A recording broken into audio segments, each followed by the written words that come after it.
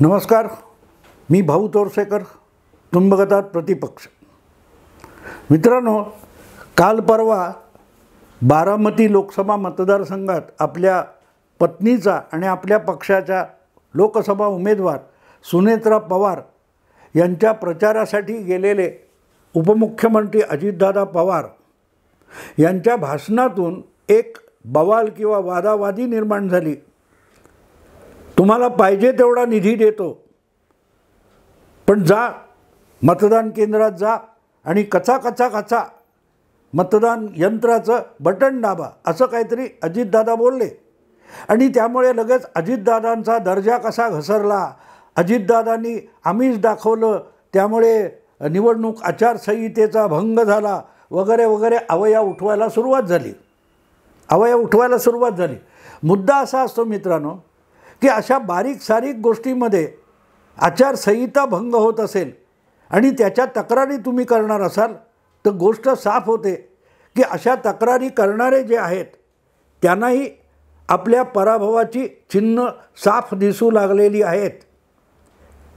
अन्यथा काहीतरी मोठं केलं, मोठा काहीतरी नियमभंग झाला आहे ज्याचा निवडणुकीवर व्यापक परिणाम होणार आहे. अजितदादा कुठल्या तरी एका गावात किंवा कुठच्या बाजाराच्या ठिकाणी वगैरे झालेल्या सभेत बोलले असतील. ही बातमी वेगवेगळ्या चॅनेलवरून आली असेल तरी ती बघणारे किती लोक आहेत आणि अशी बातमी बघून लोक आपलं मत किती बदलतात. एखाद्या अशा कुठच्या तरी मोठ्या वादग्रस्त विधानावरून मतं इकडची तिकडे होतात, हे मान्य आहे. पण अजितदादा पवार यांनी पाहिजे तेवढा निधी देतो, जा आणि कचा मतदान यंत्राचं बटन दाबा असं म्हटल्यामुळे मला वाटत नाही 5-25 मतंसुद्धा बदलतील. पण तरीही सापडला, चला ह्याच्याविरुद्ध आयोगात जाऊन तक्रार करू असं वाटणारे जे आहेत ते एक तर व्यवहारी पातळीवर मूर्ख आहेत किंवा आपण निवडणूक लढवण्याच्या स्थितीतच नाहीत, तर निदान तक्रारी करून तरी लक्ष वेधून घेऊया अशा मनस्थितीमध्ये अशा तक्रारी होऊ शकतात. पण अशा तक्रारी करणारे अर्थातच अधिकाधिक सुप्रियाताई आणि शरद पवारांच्या गोटातले असणार, हे वेगळं सांगायला नको. त्यामुळे असे तक्रारी करणारे जे आहेत त्यांनी आजपर्यंत आपल्या महान जाणत्या नेत्याच्या उचापतींकडे कधी डोळसपणे बघितले का? मी एक खूप जुनी, कदाचित मला वाटते 10 वर्षापूर्वीची गोष्ट असेल, 2014च्या लोकसभा निवडणुकीत एक सभेमध्ये शरद पवार काय बोलले होते हे आठवतं कोणाला? आमिष दाखवणं तरी वेगळं आहे, सगळे पक्ष आमिष दाखवतात. जाहीरनाम्यात काय असतं, राहुल गांधी जेव्हा सांगतात की आम्ही प्रत्येक महिलेला लखपती करून टाकणार आहोत, 1 लाख रुपये खाट आपके खाते में पैसे आ जाएंगे असं राहुल गांधी सांगतात आणि पाहिजे तेवढा निधी देतो असं अजितदादा म्हणतात. यामध्ये नेमका व्यवहारी आणि गुणात्मक फरक काय आहे? ते तर 1 लाख रुपये सामान्य मतदाराच्या खात्यात वर्षाला लाख रुपये पडणार असं सांगतायत, रोख रकमेचं बोलतायत. आणि अजितदादा कुठल्या तरी कामासाठी निधी देणार म्हणून सांगतात, व्यक्तीला नव्हे. तुम्हाला पाहिजे तेवढा त्या गावातल्या कामासाठी निधी देतो. हा निधी सार्वजनिक असतो आणि खात्यात येणारे पैसे हे व्यक्तिगत असतात. त्यामुळे आमिष म्हणाल तर काँग्रेस पक्षाचं जे काही न्यायपत्र नावाचा जाहीरनामा आहे तोच मुळात आचारसंहितेचा भंग करणारा ठरतो. त्या तुलनेमध्ये अजितदादांनी दाखवलं त्याला आमिष बिलकुल म्हणता येणार नाही, त्याला विकासाचं आश्वासन म्हणता येईल. पण तरीही धावले. असो, मुद्दा होता शरद पवारांचा. 10 वर्षापूर्वी शरद पवार यांनी आपल्या पक्षाच्या उमेदवारासाठी लोकसभेच्या नव्या मुंबईमध्ये एक सभा घेतली होती. आणि नव्या मुंबईमध्ये शरद पवारांच्या पक्षाची खरी ताकद जर कुठची असेल तर ती पक्ष बदलून आलेले किंवा पक्ष बदलून गेलेले गणेश नाईक ही ताकद नाही. शरद पवारांची व्यक्तिगत नव्या मुंबईतली जी ताकद किंवा शक्ती आहे ती शशिकांत शिंदे या नेत्यामध्ये सामावलेली आहे. शशिकांत शिंदे हे नव्या मुंबईतले माथाडी कामगारांचे नेते म्हणून ओळखले जातात. अगदी 2-3 महिन्यापूर्वीची तुम्हाला गोष्ट आठवत असेल, जेव्हा 2 कोटी मराठे घेऊन आपण मुंबईवर चाल करून येतोय अशी जालन्याच्या अंबडच्या जरांगे पाटलांनी घोषणा केली, तेव्हा तो जो 2 कोटी, 2.5 कोटी, 12 कोटी मराठ्यांचा जमाव मुंबईच्या दिशेने चाल करून येत होता, त्यांच्यासाठी मुंबईच्या वेशीवर नव्या मुंबईत कृषी उत्पन्न बाजार समितीच्या पटांगणावर त्या सगळ्या करोडो मराठ्यांच्या खाण्यापिण्याची व्यवस्था कोणी केली होती? ती व्यवस्था करणाऱ्या माणसाचं नाव शशिकांत शिंदे होतं, जे आता साताऱ्यातून लोकसभेचे शरद पवार राष्ट्रवादी काँग्रेसचे नेते आहेत, उमेदवार आहेत. सांगायचा मुद्दा असा की त्याच शशिकांत शिंदे यांच्या पुढाकाराने 10 वर्षापूर्वी मुंबईमध्ये, नव्या मुंबईमध्ये राष्ट्रवादीच्या उमेदवाराच्या प्रचारासाठी सभा झाली होती आणि तिथे मतदानात चिटिंग कसं करावं, मतदानात गफलत कशी करावी याचं खास मार्गदर्शन जाणते नेते शरद पवारांनी केलं होतं. त्याच्यावर थोडी खसखस पिकली होती, थोडा गदारोळ झालेला होता. आठवतं काय म्हणाले होते पवारसाहेब? काय म्हणाले होते की नव्या मुंबईमध्ये ज्या दिवशी मतदान आहे त्यानंतर 4-8 दिवसांनी साताऱ्यात आणि ग्रामीण भागामध्ये मतदान आहे. हा सगळा माथाडी कामगार जो आहे हा मुंबईच्या परिसरामध्ये एकाकी जगणाराच असतो, एकाकी जगणारा असतो आणि आठवड्याला किंवा 1-1.5 महिन्यांनी आपल्या गावी एक 4-5 दिवसासाठी रजा घेऊन जातो, परत कामासाठी मुंबईत येतो. पण त्याचा गावाचा संपर्क तुटलेला नसतो. तो नागरिक मुंबईचाही असतो आणि आपल्या गावातला मतदारसुद्धा असतो. मुंबईत मतदार म्हणून नाव नोंदवलं, नव्या मुंबईत मतदार म्हणून नाव नोंदवलं तरी गावीसुद्धा तो ग्रामीण मतदारसंघामध्ये तो मतदार म्हणून नोंदलेला असतो. आणि शरद पवारांनी अशा लोकांना 10 वर्षापूर्वी एक मोठा बहुमोल सल्ला दिला होता की इथे मतदान करायचं, कारण आधी मतदान नवी मुंबईमध्ये आहे. तेव्हा पहिल्या फेरीमध्ये जे मुंबईत मतदान होणार आहे त्या मतदानामध्ये मोठ्या जोमाने भाग घ्या, मोठ्या संख्येने इथल्या आपल्या पक्षाच्या उमेदवाराला मोठ्या संख्येने मतदान करा आणि मग बोट साफ करून 5-6 दिवसानंतर गावी जायचं आणि तिथे पण ठप्पा मारायचा. हे शरद पवारांनी 10 वर्षापूर्वी केलेलं अतिशय सुसंस्कृत असं मतदाराला मार्गदर्शन आहे. गदारोळ झाला होता, खळबळ माजली होती. मग नेहमीप्रमाणे त्यावरचा खुलासा शरद पवारांनी केला नाही किंवा अशा प्रश्नांना शरद पवार दाद देत नाहीत, बगल देतात. अजितदादांनी कचा बटन दाबा म्हटल्यानंतर जे ऊर बडवायला लागलेले आहेत त्यापैकी किती लोकांनी शरद पवार मतदाराला लफंगेगिरी करायला सांगतायत, चिटिंग करायला सांगतायत तेव्हा आवाज उठवला होता का? जे कोणी आज अजितदादांच्या कचा बटन दाबा यावरून आरडाओरडा करतायत, तक्रार करायपर्यंत धावलेले आहेत, त्यापैकी कोणी शरद पवारांनी 2-2दा बोगस मतदान कसं करावं याचं जे बहुमोल मार्गदर्शन केलं तेव्हा आवाज उठवला होता का? तक्रार केली होती का? काय आहे की नाही गंमत? ही खासियत असते मित्रांनो, ही खासियत असते. शरद पवारांनी केलं की ती मुत्सद्देगिरी असते, गुगली असते.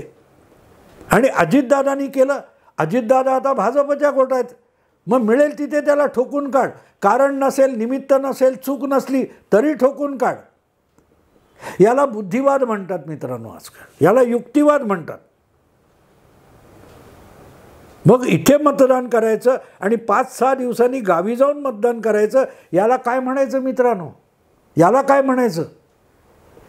एक ठीक आहे की तुम्ही आमिष दाखवताय, पण बोगस मतदानाला प्रवृत्त करायचं, प्रोत्साहन द्यायचं, याला काय म्हणणार आहात? या सगळ्या लोकांनी चुकून तरी एकदा शरद पवारांचा निषेध तरी केला होता का? ठीक आहे, आयोगात आचारसंहितेची तक्रार केलेली नसेल, पण तुम्ही त्याविषयी चकार शब्द उच्चारला होता. आज जे अजितदादा बोलत आहेत तेच अजितदादा मला वाटते 5 वर्ष किंवा 10 वर्षापूर्वी बारामतीतल्याच कुठच्या तरी गावकऱ्यांना दमदाटी करत होते. तुमचं पाणीच तोडून टाकतो बघा, बोलले होते ना. ते कोणासाठी बोलले होते? आपल्या लाडक्या चुलत बहिणीला सुप्रियाला मतं दिली नाहीत तर तुम्हाला बघून घेतो, तुमचं पाणीच तोडून टाकतो, असंही अजितदादा बोलले होते. तेव्हा आमच्यासारख्यांनी तक्रारी केल्या होत्या. पण आज आचारसंहितेचा भंग म्हणून निवडणूक आयोगात ज्यांनी धाव घेतली आहे त्यापैकी किती लोकांनी तेव्हा अजितदादांविरुद्ध आवाज उठवला होता? आपला तो बाब्या आणि दुसऱ्याचा तो कार्टा असतो. आता अजितदादा हा बाहेरच्या आलेल्या पवारांशी लग्न करून बसलेला आहे, त्यामुळे त्यालाही बाहेरचा करायचा, यासाठीच हा उद्योग चाललाय ना मित्रांनो. म्हणजे पवारसाहेबांच्या थिल्लरपणाची मला गंमत वाटते. वयाची 84 झालीत पण माणूस शांत होतो का बघा. काल परवा कुठे इंदापूर असेल, कुठे बारामती लोकसभा मतदारसंघात कुठेतरी पवारसाहेबांची मिटिंग झाली, प्रचारसभा झाली. काय बोलले पवारसाहेब आठवतं? माझं वय झालं म्हणतात, हा घडी थांबायचा नाही, तुम्ही काय बघितलंय माझं? काय म्हणाले? तुम्ही काय बघितलंय माझं? हा घडी थांबायचा नाही. याचा अर्थ कळतो मित्रांनो. जग जेव्हा म्हणतं वय झालं पवारसाहेबांचं, तेव्हा पवारसाहेब म्हणतायत की आत्ता तर मी वयात आलोय. वय म्हाताऱ्यांचं होतं, पवारांचं होत नाही. कारण पवार प्रत्येक निवडणुकीच्या वेळेला वयात येत असतात. नवतारुण्याने त्यांना अनेक धुमारे फुटत असतात आणि त्यातून मग सासूरवासिनी मुली ह्या परक्या घरच्या असतात, आपल्या घरच्या नसतात, असा नवा सिद्धांत महिलांच्या सशक्तीकरणासाठी शरद पवार व्यक्त करत असतात. आणि एकदा तो व्यक्त झाला आणि त्याच्यावरून काहूर माजलं की आपल्या वक्तव्याचा विपर्यास झाला असंही अंग झटकून हे नव्याने वयात आलेले जाणते नेते खुलासे करायला लागतात. सुनेत्रा वहिनींच्या बाबतीत बाहेरून आलेले पवार, अरे जी मुलगी, जी स्त्री 40 वर्ष तुमच्या घरी येऊन संसार करते, तुमच्या परिवाराचा वंश पुढे घेऊन जाते, तिला नाव न घेता तुम्ही ती मूळची पवार नाही, ती पवार परिवाराच्या बाहेरची आहे, बाहेरून आलेली आहे असं म्हणता. त्याचा अर्थ न कळणे इतके लोक दुधखुळे राहिलेले नाहीत. आणि विपर्यास या शब्दाचा अर्थ शरद पवारांना कळत नसेल, पण रस्त्यावरच्या 4थी 5वी शिकलेल्या शेंबड्या पोराला पण कळतो. कारण पवारसाहेब नेहमीच उपहास करताना विपर्यास केल्यासारखं बोलतात. अनेकांना तर असं वाटतं की शरद पवार हे आता आजकाल दादा कोंडकेंचा वारसा चालवतात की काय. मला आठवतं 10-15 वर्षापूर्वी कधीतरी शरद पवार असंच एक गलिच्छ वाक्य बोललेले होते, अत्यंत गलिच्छ. सभ्यतेच्या सगळ्या मर्यादा ओलांडून जाण्या इतकं गलिच्छ वाक्य शरद पवार बोललेले आहेत. आठवत नसेल तर मी आठवण करून देतो. आणि शरद पवार जितके बोलले तितकंच सांगतो, पुढचं तुम्हाला आपोआप कळेल. मग विपर्यास हा शब्द शरद पवार किती धादांत खोटेपणा करतात ते तुमच्या लक्षात येईल. शरद पवार म्हणाले होते, आठवतं 10-15 वर्षात कधीतरी साताऱ्यात किंवा अशा कुठच्या तरी प्रचारसभेत म्हणाले होते. ते म्हणतात ना, ग्रामीण भागात म्हणतात आंधळ्याचा हात कुठेतरी. काय म्हणाले होते? आंधळ्याचा हात कुठेतरी. खेड्यापाड्यातल्या अगदी थोडीफार अक्कल आलेला 5वी-7वी शिकलेल्या पोराला सुद्धा आंधळ्याचा हात कुठेतरी म्हणजे कुठे हे कळतं. आणि देशातली अनेक मोठी पदं भूषवलेले शरद पवार प्रचार सभेत जाहीररित्या म्हणतात, ते म्हणतात ना ग्रामीण भाषेत, आंधळ्याचा हात कुठेतरी. ही संस्कृती आहे सुप्रियाताई, तुमच्या महान पिताश्रींची ही संस्कृती आहे, ही संस्कृती आहे. आणि म्हणूनच असे शरद पवार गेल्या लोकसभा निवडणुकीच्या वेळेला ती सक्षणा सलगर मुख्यमंत्र्याला फुटाणा आणि पंतप्रधानाला वटाणा म्हणाली, त्यावेळेला शरद पवारांनी हस्तक्षेपसुद्धा केला नव्हता. कारण तेच ग्रामीण भाषेमध्ये आंधळ्याचा हात कुठे असतो हे पुढचा शब्द न बोलता सूचित करतात. आणि स्वतःला साहित्यप्रेमी, कलाप्रेमी, कलावंतांच्या सहवासात, बुद्धिवंतांच्या सहवासात मिरवतसुद्धा असतात. अशा पित्याची कुठल्याही मुलीला लाज वाटली पाहिजे सुप्रियाताई. जनातल्या, गावातल्या आणि कुटुंबातल्या महिलांविषयी सुद्धा सन्मान राखता येत नाही असा पिता असणं हे कुठल्याही मुलीसाठी लज्जास्पद आहे. आणि असं पवारसाहेब का करतात त्याचाही खुलासा करणं आवश्यक आहे असं मला वाटतं. आणि त्याचा खुलासा खुद्द शरद पवारांनीच काल परवा करून ठेवलेला आहे. माझं वय झालं म्हणतात, तुम्ही माझं काय बघितलंय? काय बघायचं असतो पवारसाहेब? 84 वर्षाचं वय झालं असताना आणि 6.5 दशकं सार्वजनिक जीवनात वावरले असताना पवारसाहेब तुमचं बघायचं असं उरलंय काय? तुम्ही सभ्यतेचे, संस्कृतीचे, चांगुलपणाचे जितके म्हणून ढिंडवडे काढता येतील तेवढे काढलेत, हे सगळ्या जगाने बघितलेत, ते ऑन रेकॉर्डसुद्धा आहेत. आणि तरी म्हणतात माझं तुम्ही बघितलंय काय? हा घडी थांबायचा नाही. ही भाषा वयात येणाऱ्या किशोरावस्थेतल्या पोराची असते. त्या किशोरावस्थेतल्या पोरांना जे चोचले सुचतात, जो थिल्लरपणा सुचतो आणि केला जातो, त्यापेक्षा पवारसाहेब तुम्ही या वयामध्ये वेगळे वागत नाही आहात.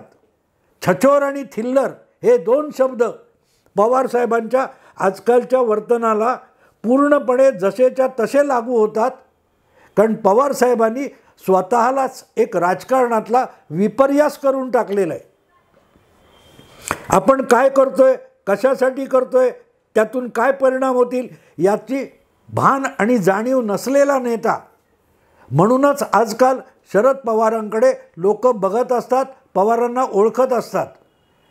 ज्या दिवशी मूळचे पवार आणि बाहेरून आलेले पवार असं बोलल्यानंतर बाजूला बसलेले चित्रपटाच्या पडद्यावरचे शिवाजी आणि संभाजी अमोल कोल्हे जे फिदी हसले, त्यांना आपण कोणाच्या भूमिका रंगवलेले आहेत याचं सुद्धा स्मरण राहिलेलं नाही. मंचावरचे इतरही लोक फिदी हसले, ते पवार कुटुंबातल्या एका अतिशय सभ्य अशा महिलेची विटंबना करायसाठी हसत होते. सुनेत्रा पवार सार्वजनिक जीवनापासून लांब राहिलेले आहेत. त्यांची खिल्ली उडवून त्यांच्या सासऱ्याने भर जाहीर सभेत जी बेअब्रू करण्याचा प्रयत्न केला, तेव्हा लोकांना महाभारतात कौरवांच्या सभेमध्ये काय झालं असेल त्याची आठवण आली असणार. याचं कारण द्रौपदीचं जे वस्त्रहरण दुर्योधन दुःशासन करत होते, तेव्हा तिथे त्याच द्रौपदीचा सासरा म्हणता येईल असा आंधळा धृतराष्ट्र बसला होता आणि पितामह भीष्माचार्यसुद्धा बसले होते. पवार भीष्माचार्य पण आहेत आणि धृतराष्ट्रसुद्धा आहेत, पण वागतात मात्र दुर्योधन दुःशासनासारखे. हे दुर्दैव आहे मित्रांनो. आणि म्हणून ते जे म्हणतात की वय झालं म्हणतात, हा घडी थांबायचा नाही, त्याचा अर्थ असा की हा घडी थांबायचा नाही, याचं वय झालं नाही, हा आत्ता कुठे वयात येतोय. शरद पवार 75-80 वर्ष ओलांडल्यानंतर किशोरावस्थेत आलेत, इतकाच त्यांच्या म्हणण्याचा अर्थ आहे. आणि तो जर आपण समजून घेतला तर मला वाटतं फार मोठं काही होऊ शकेल, करता येईल. मित्रांनो, आत्ता इथे थांबतो. आवडलं लाईक करा, शेअर करा, सबस्क्राईब करा. नमस्कार.